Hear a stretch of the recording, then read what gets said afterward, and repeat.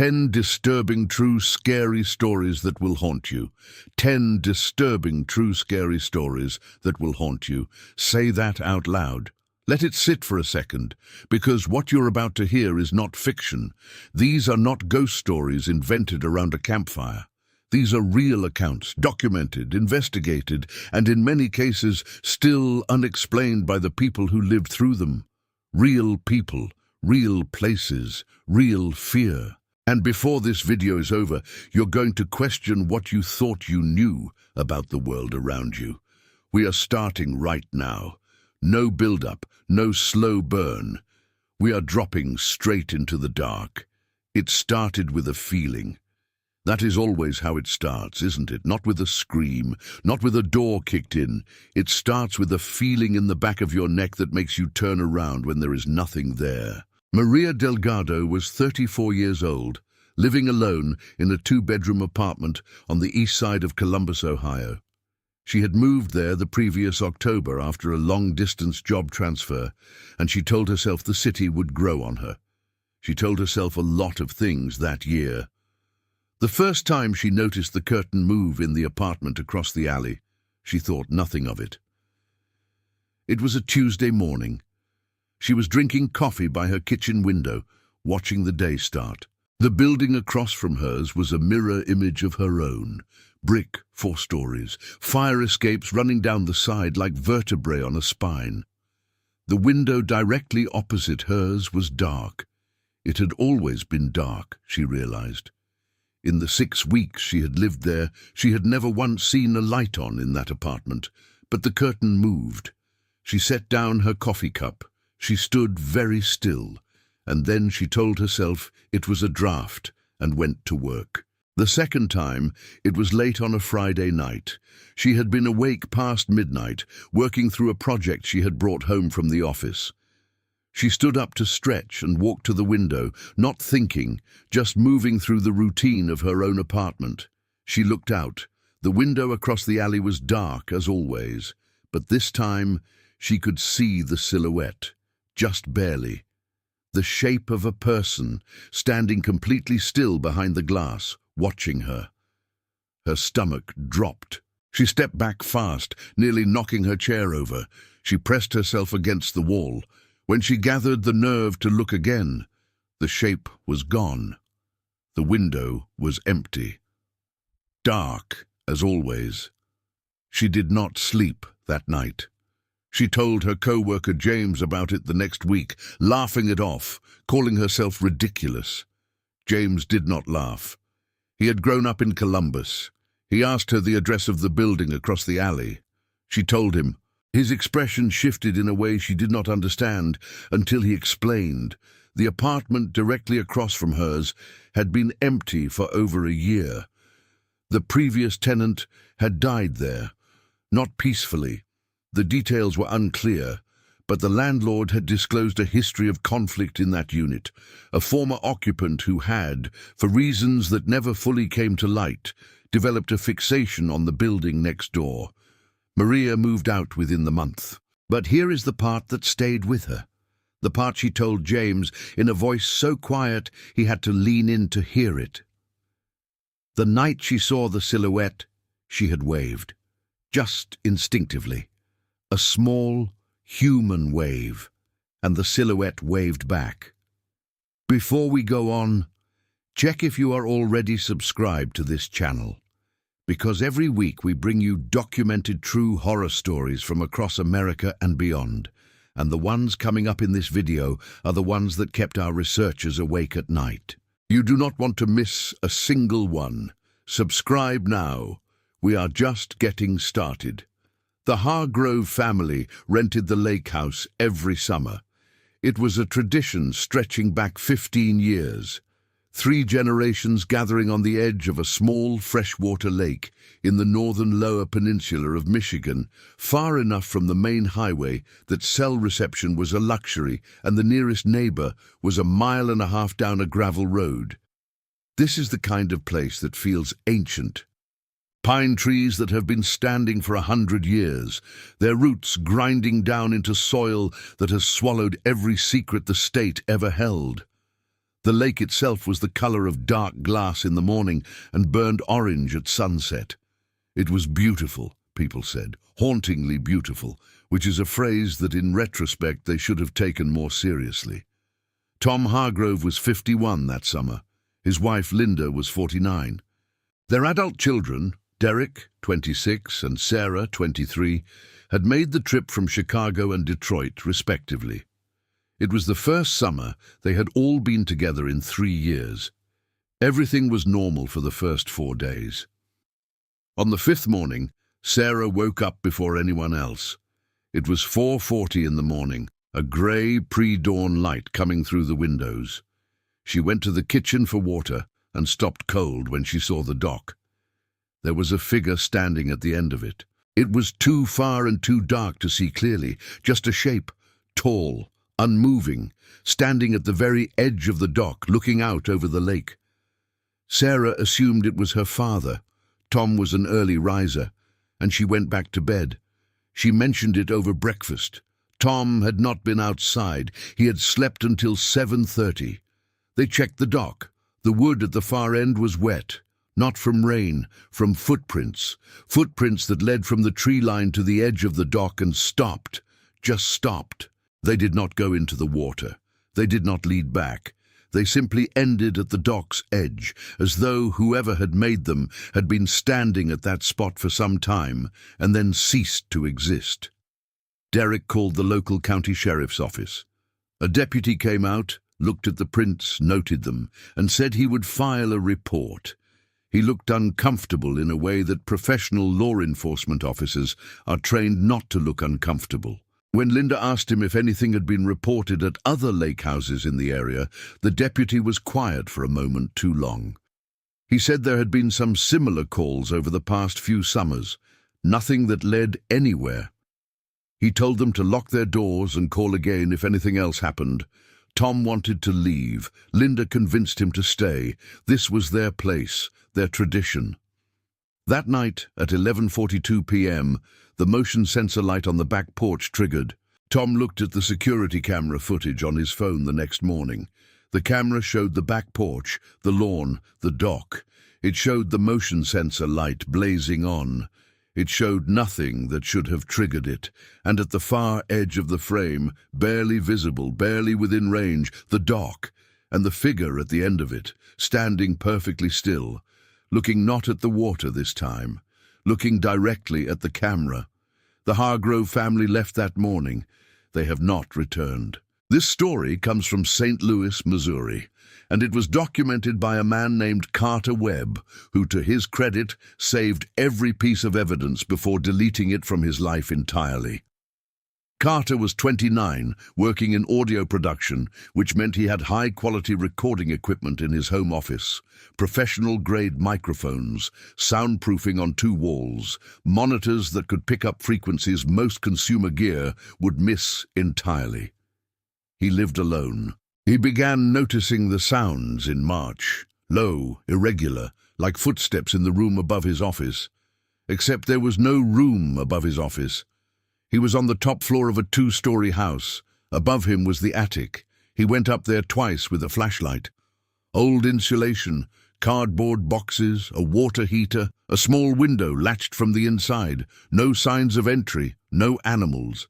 He set traps. He was not proud of it, but he set traps, and checked them every other day for 2 weeks. Nothing touched them, but the sounds continued, irregular, sometimes at 2 in the morning, sometimes in the middle of the afternoon, slow, deliberate footsteps moving from one end of the attic to the other. In April, almost by accident, Carter left one of his professional microphones recording while he went out for the evening. He came home, remembered it was on, and went to check the file before bed. The recording was 4 hours long. For the first hour and 20 minutes, nothing but ambient silence, the hiss of a quiet house, the distant sound of traffic. Then, at the 1 hour 23-minute mark, the footsteps began. Clear and close and absolutely unmistakable on a professional condenser microphone, they moved across the ceiling in a slow, measured path, back and forth, and then they stopped, And then, directly into the microphone, from somewhere in the room with the microphone, came a sound that Carter has described as breathing, slow, deliberate, close. The recording ends 11 seconds after the breathing begins. Carter has no memory of coming home and stopping it. His phone's location data shows he was at a restaurant 3 miles away when the file closed. He sold the house 6 months later. The buyers were not told why the price had dropped so significantly. He still has the file. He has not listened to it since the night he discovered it. He says he never will. Isolation will do things to a person. Out on the stretches of highway that cross the Nevada desert, isolation is not a condition. It is the environment itself. Miles of black asphalt cutting through scrub brush and rock, and the kind of silence that presses against your ears like hands. Rachel Monroe was driving back to Las Vegas from a family gathering in a small town near the Nevada-Utah border. It was a drive she had made a dozen times. Highway 93, then cutting west. She knew every mile of it. She left at 9 p.m. to avoid the heat, which meant she was alone on a dark desert highway with nothing around her for vast stretches of empty land. She was approximately 40 miles outside of Las Vegas when she saw the man. He was standing on the shoulder of the road, not sitting, not lying, standing completely upright, hands at his sides, in the middle of the desert on a Wednesday night. No car in sight, no bike, no backpack. Just a man, standing in the dark, as though he had always been there. Rachel's first instinct was concern. She slowed down. She thought about stopping. She is not proud of what happened next, but she is honest about it. Something about the way he was standing made her not stop, made her accelerate instead. She could not explain what it was. Not the man's appearance. She barely got a clear look. It was something about the posture, something that felt profoundly wrong in a way her conscious mind could not articulate, but her body understood immediately. She drove past him. She watched him in her rearview mirror. He did not move, did not turn, did not try to flag her down. She called 911 and reported the person. She gave them the mile marker. The dispatcher said they would send someone to check. When she got home, she could not sleep. She called the number back in the morning, asking if they had found anything. After being transferred twice, she spoke to a highway patrol officer who told her they had sent a patrol car out within 40 minutes of her call. The patrol car found nothing, no person, no vehicle, no footprints in the sand beside the road. Rachel drove that stretch of highway again the following spring in broad daylight. She slowed at the spot she remembered, gave or take half a mile. She does not know what she was looking for, some kind of rational explanation that would let her file the memory away and stop thinking about it. There was nothing there, just desert, just road, just the sky pressing down on all of it. She still drives with every door locked and her phone fully charged, always. This account comes from a retired nurse who worked for 18 years at a regional hospital in a small West Virginia city. She requested her name not be used. We will call her Diane. Diane had seen everything. That is not an exaggeration. After nearly 2 decades of nursing across multiple departments, including overnight shifts in intensive care, she had developed the kind of steady, practical calm that comes from genuine experience. She did not scare easily. She was not given to imagination, which is what makes what she described so striking. It happened during a night shift in winter. The hospital was quiet, which in an ICU does not mean peaceful. It means the specific suspended silence of machines doing the work that bodies cannot. Diane was doing her rounds when she noticed a patient she did not recognize in a room she was not assigned to. The room had been empty the previous hour. She was certain of it. She went in. The patient was an elderly man, sitting fully upright in the bed, which was itself unusual, as ICU patients are typically not sitting upright at 2 in the morning under their own power. He was looking at the window. It was dark outside. There was nothing to see. Diane asked him how he was feeling. He turned and looked at her. He said very clearly, very calmly, that he was waiting for someone. She checked his wristband for his name and room assignment. She does not recall what name was on it. What she does recall is that when she went to the nursing station to pull up his chart, there was no record of him. No admission, no bed assignment. She went back to the room. It was empty. She checked with the charge nurse. No patient had been admitted to that room. She checked the hallway cameras with the help of security the following morning. The footage from the hour in question showed the hallway outside the room clearly. No one entered. No one left. Diane filed a report. She was told the camera system had experienced a 15-minute interruption in that segment due to a network error. The exact 15 minutes in question. She worked 3 more years before she retired. She never spoke about the incident at work. But she told her daughter, who told a neighbor who connected her to us. She said 2 things that she wanted stated clearly. The first was that she was not a superstitious person. The second was that she never did another overnight shift in that wing. Halfway through, and these stories are only getting darker. If this kind of true, documented horror is what you come back for, drop a comment right now telling us which story has unsettled you the most so far. We read everyone.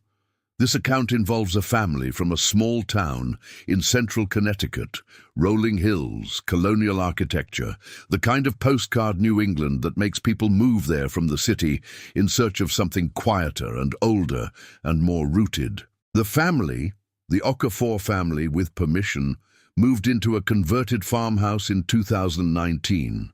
Adaze and her husband Michael, along with their 2 children, 9-year-old twins named James and Priya. The house was 114 years old and had been thoroughly renovated. New wiring, new plumbing, restored hardwood floors. Everything that should have made it feel new. James and Priya began talking about the children in the basement within the first week. Adaze assumed it was imagination. Children invent playmates. Children in old houses with vast amounts of unstructured space create internal worlds. She was patient and curious about it rather than alarmed, but the details were specific. James said there were 3 of them, 2 girls and a boy. He said they did not talk, they just watched. He was not afraid of them. He described them as sad. Priya independently gave the same description. 3 children, silent, watching. Both twins agreed on the number, the genders, and the location in the basement near the old root cellar door. Adaze and Michael found the root cellar locked with a rusted padlock. The previous owners had left no key. They did not pursue it immediately. There were 50 other things to handle in a new house. In November, a neighbor came by with a casserole and some of the neighborhood's oral history, as neighbors in small Connecticut towns are inclined to do. In the conversation, she mentioned that the original farmhouse, before the renovation, had been the site of a documented tragedy in 1937. The details were sparse. She had heard it from her own grandmother. But there had been 3 children in the house who had not survived a particularly brutal winter. The family had been poor. There had been illness. There had been a winter too cold and a house too drafty, and a year too hard for 3 small lives to hold on. Adaze did not tell the neighbor about what the twins had described. She and Michael opened the root cellar the following weekend, forcing the padlock. It was empty, old shelves, the smell of earth and cold, nothing. Adaze stood there for a long time, looking at it. She did not tell Michael what she was thinking, but she told us.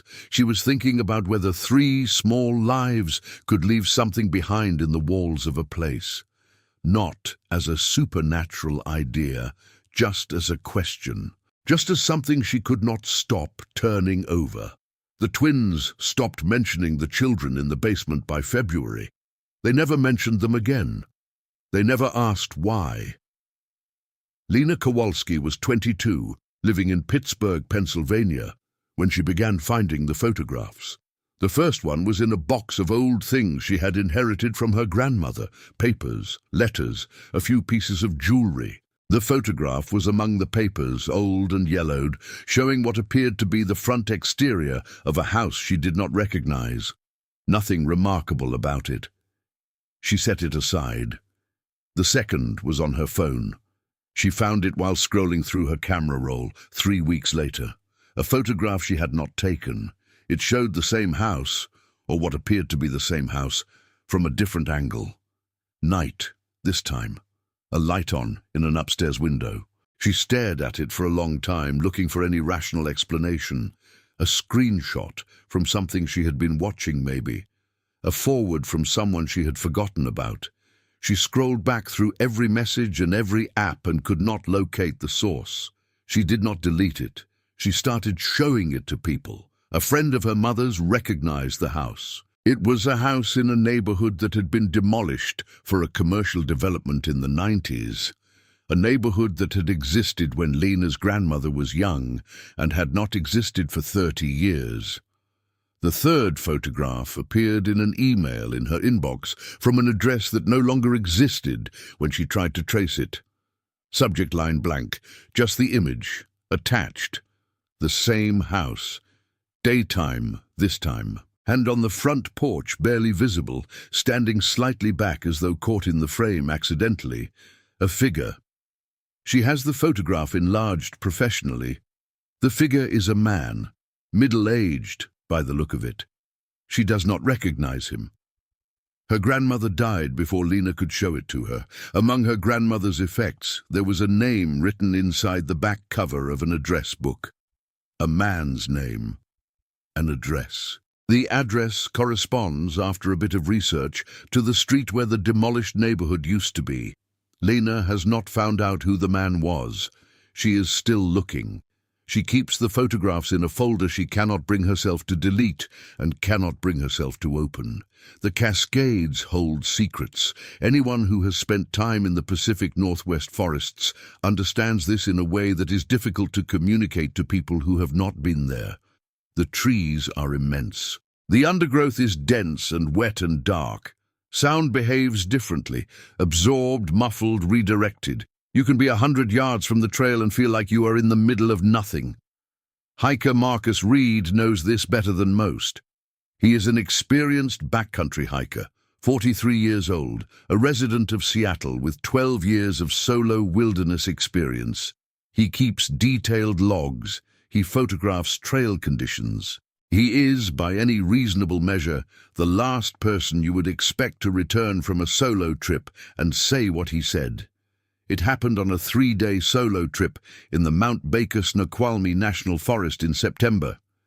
Day 1 and Day 2 were unremarkable.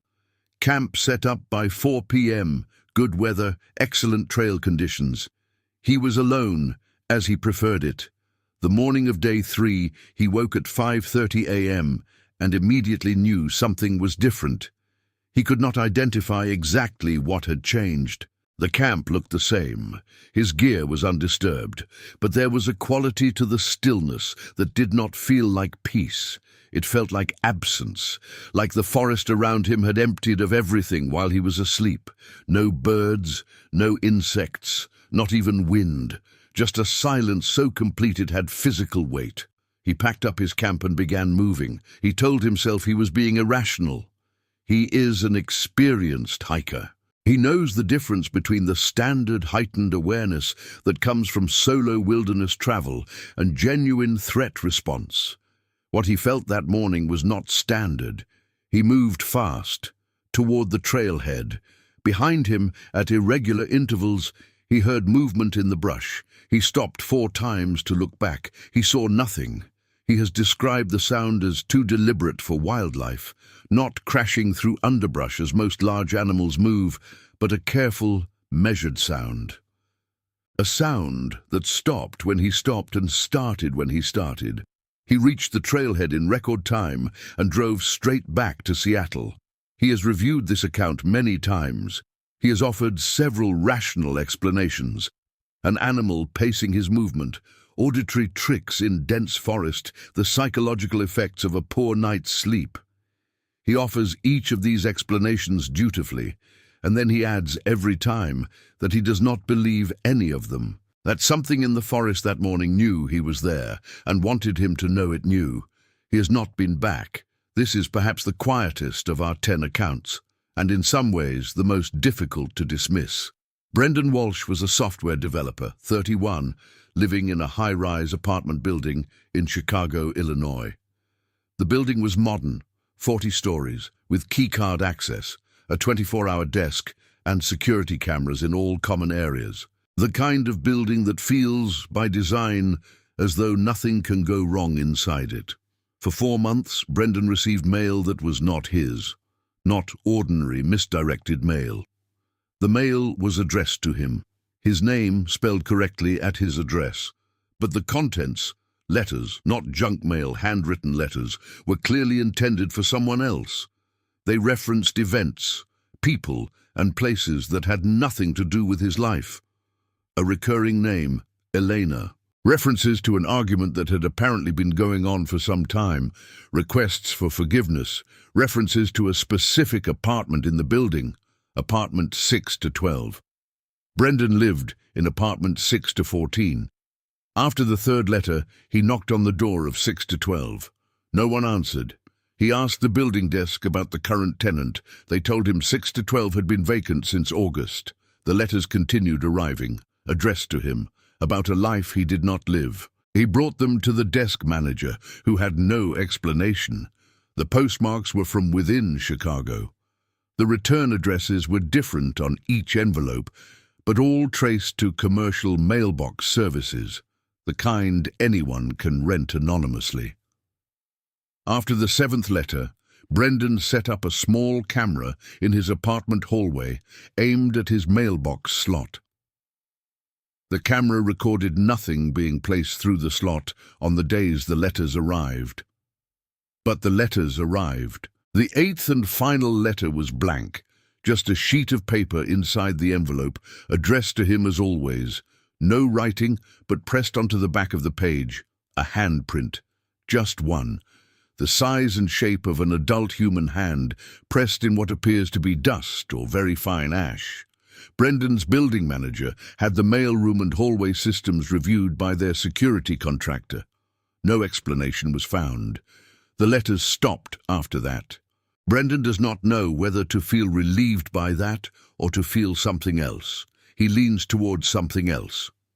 We saved this one for last for a reason. In 2017, in a town in rural Kentucky that we have agreed not to name, a family named Calloway prepared to move out of a house they had lived in for 11 years. The parents, Gregory and Beth, had raised their 3 children there. It was a good house in many ways. Large yard, solid bones, well maintained. They were leaving because Gregory had accepted a position in Nashville and the commute was not sustainable. They hired movers. They began the systematic process of packing 11 years of a life. The children, now teenagers, all 3, were a mix of sad and excited in the way that teenagers are when life changes. On the last night in the house, Gregory did a final walkthrough.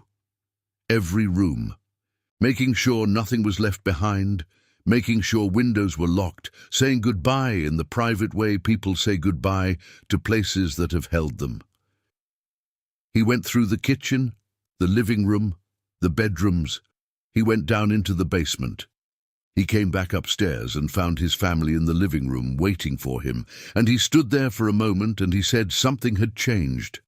They all felt it at the same time. A pressure, a quality in the air of that house that none of them had noticed before, because it had always been there, the way you do not notice the sound of a furnace until it stops. Something was different.